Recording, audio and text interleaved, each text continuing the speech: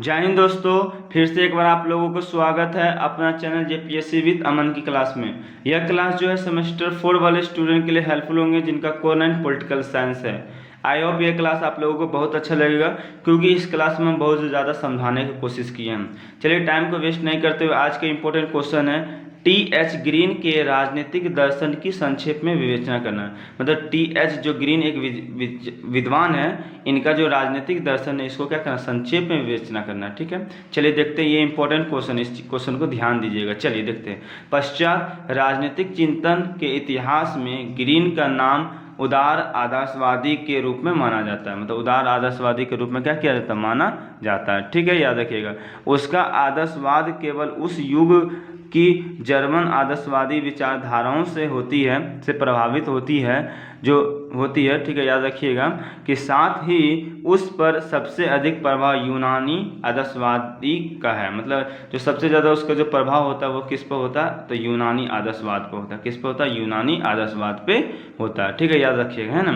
राज्य के स्वरूप जो होते हैं, राज्य के जो स्वरूप होते हैं विषय में ग्रीन के विचार क्या होता है, हीगल से मिलते हैं। जो राज्य के जो विचार जो होते हैं वो ये क्या होते हैं, हीगल भी एक क्या होते हैं, विद्वान होते हैं। इनके विचार से क्या होते हैं, मिलते हैं। याद रखिएगा, हीगल के विचार से क्या होते हैं, मिलते हैं। ठीक है, लेकिन राज्य के उद्देश्य जो है के संबंध में वह प्लेटोवादी तथा अरस्तुवादी है। मतलब जो उसका जो राज्य के जो संबंध जो होते हैं वो प्लेटो से मिलता है, प्लेटो के विचार से और अरस्तु के विचार से मिलता है। ठीक है, याद रखिएगा।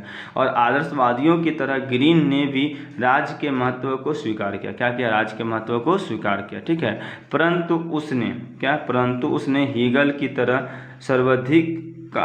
सर्वाधिकारवादी राज्य की कल्पना की है। मतलब इस तरह से, जिस तरह से हीगल ने क्या करता, सर्वाधिक जो होता है ना, सर्वाधिकारवादी राज्य की कल्पना करता है, उसी तरह से जो टी.एच. ग्रीन जो होते हैं वो भी क्या करते हैं, कल्पना करते, केवल सोचते हैं। लेकिन उसने उदारवादियों की तरह राज्य को साध्य तथा व्यक्ति को साधन माना है। ठीक है, साधन माना है। बल्कि ग्रीन ने राज्य के नैतिक जीवन की उपलब्धि का एक साधन माना है। ठीक है, उसको उपलब्धि का क्या करते हैं, साधन मानते हैं। और इस प्रकार से ग्रीन का जो समग्र राजनीतिक दर्शन उदारवाद और आदर्शवाद का विचरित मिश्रण होता है। जो ग्रीन का जो होता है, जो राजनीतिक दर्शन जो होते हैं वो होते हैं उदारवाद और आदर्शवाद के रूप में क्या होता है, दोनों का मिश्रण होता है। मिश्रण मतलब मिक्सचर किया होता है, दोनों का उसका गुण उसमें पाया जाता है। ठीक है, आगे ग्रीन का राज्य पर विचार। ग्रीन जो होते हैं, विद्वान होते हैं, उनका राज्य पर क्या विचार होता है। सबसे पहले देखेंगे इसका फर्स्ट पॉइंट, राज्य की ये उत्पत्ति कैसे करते हैं। देखिए, ग्रीन पहले राजनीतिक विचारक थे जिन्होंने राज्य की उत्पत्ति के संबंध में, ठीक है, उनका विचार आदर्शवादी दर्शन के अनुरूप है। किसके अनुरूप, आदर्शवाद के अनुरूप होता है। ठीक है, राज्य की जो उत्पत्ति है वह ग्रीन सामान्य इच्छा का परिणाम मानता है और जनता राज्य के कानूनों यानी आज्ञाओं का पालन करती है। जनता जो होते हैं वह राज्य का पालन, आज्ञा का क्या करेगा, पालन करता है, कानून का पालन करता है। ये किसके अनुसार, ग्रीन के अनुसार। देखिए नेक्स्ट पॉइंट, राज्य का आधार। राज्य का क्या आधार होता है। ग्रीन का मत है कि राज्य का आधार शक्ति नहीं, इच्छा का राज्य आधार होता है। मतलब ग्रीन का मैं कहना है कि जो राज्य का जो आधार होता है वो शक्ति नहीं होता, क्या होता है, इच्छा का आधार होता है। ठीक है, ग्रीन के ऐसे विचार के कारण ही जनता आज्ञाओं का पालन इच्छानुसार करती है। क्या करती है, इच्छानुसार करती है। और ग्रीन का यह भी मत है कि सामान्य अधिकारों की रक्षा के लिए राज्य द्वारा बल प्रयोग जरूरी है। क्या, राज्य के द्वारा जो बल का है प्रयोग करना क्या है, एक जरूरी है। याद रखिएगा। ठीक है, आगे नेक्स्ट के कार्य। ग्रीन के अनुसार राज्य के जो कार्य होते हैं वो अलग अलग भागों में बांट देते हैं। पहले देखते हैं ग्रीन के अनुसार क्या करते हैं। राज्य के कार्य जो होते हैं वो ग्रीन के अनुसार क्या होते हैं कि वो अच्छे जीवन के मार्ग में आने वाली बाधाओं को विरुद्ध बाधाएं उपस्थित करना।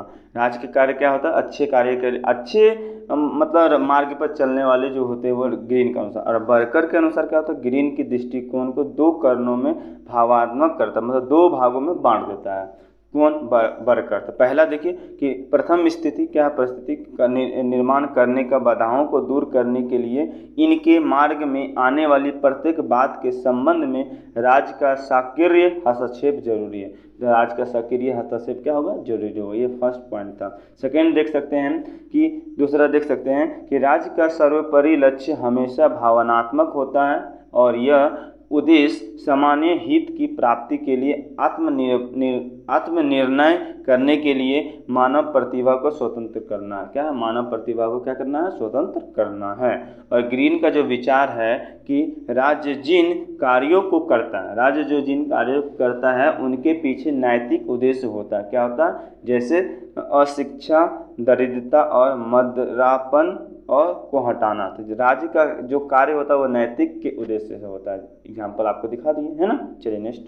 अब तो ग्रीन अनिवार्य शिक्षा लागू करने के पक्ष में है। ग्रीन जो होता है अनिवार्य शिक्षा को लागू करने के पक्ष में होता है और ग्रीन मदिरापन को भी जड़ से खत्म करने का पक्ष में होता है। मदिरापन मतलब ये दारू वारू ये सबको हटाने के खत्म के पक्ष में होते हैं। ठीक है। अब देखिए ग्रीन का दंड पर विचार। दंड पर क्या विचार होता है? देखिए दंड संबंधी विचारों को ग्रीन राज्य के कर्तव्यों के अंतर्गत ही रखता है। ठीक है। और राज्य का कार्य चूंकि अच्छे जीवन के मार्ग में आने वाली बाधाओं का निराकरण करना है। ठीक है। और दंड का उद्देश्य अपराधों की रोकथाम करना है।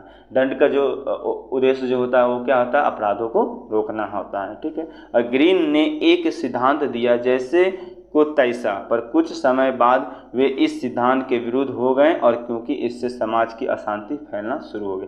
मतलब जो जैसा करेगा उसको ऐसा मिलेगा।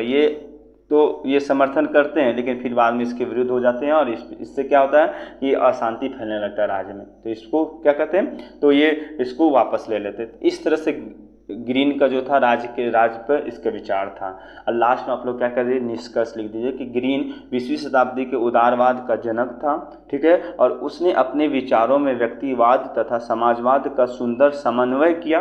ठीक है। और ग्रीन ने समाज के विरुद्ध व्यक्ति के जीवन, स्वतंत्रता तथा भौतिक समृद्धि के अधिकारों को महत्व न देकर संपूर्ण समाज के, विशेष रूप से समाज के अपेक्षित वर्ग के कल्याण जोड़ दिया। ठीक है। कल्याण करने पर ये अधिक जोर देते हैं। और ग्रीन ने उपयोगितावादी दर्शन को नैतिक तथा समाजवादी स्वरूप प्रदान किया और साथ ही उग्र आक्रमण आदर्शवाद को संयंत्र करने का कार्य किया।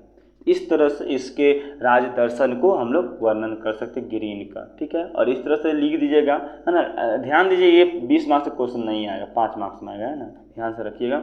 ठीक है। इस तरह से आप लोग लिख सकते हैं। फिर मिलेंगे नेक्स्ट टाइम। तब तक के लिए बाय बाय। अगर आप लोगों के आंसर अच्छा लगे कृपया आप लोग हाथ जोड़ के बोलते हैं सभी दोस्तों के पास शेयर करें ताकि सभी स्टूडेंट को हेल्पफुल हो सके। ठीक है।